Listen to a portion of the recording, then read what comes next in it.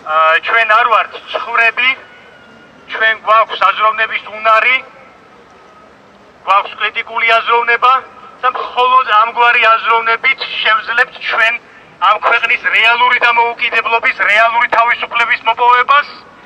დავფიქრდეთ, რა ხდება ჩვენ გარშემო. ვიაზროვნოთ, ვიყოთ ჩვენი თავის მშვენელი, ჩვენი თავის სანთელი, გამანათებელი ჩვენ თვითონ ვიყოთ და მხოლოდ ამ შემთხვევაში გვეშველება.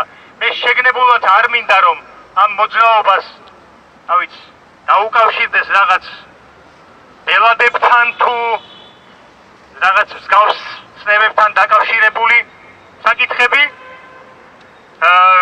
გელოდებით 9 აპრილს ჩვენი შემდეგი შეკრება მოვაწყოთ 9 აპრილს აქ. მრავალი თქვენგანი დარწმუნებული ვარ.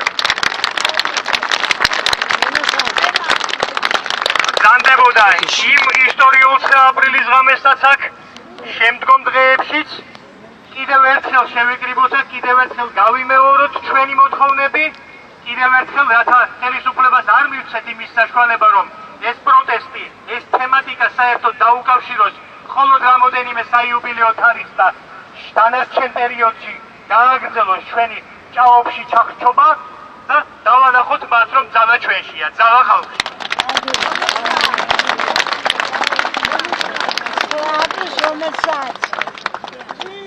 მადლობას მოგახსენებთ. არაფერს გისურვებთ.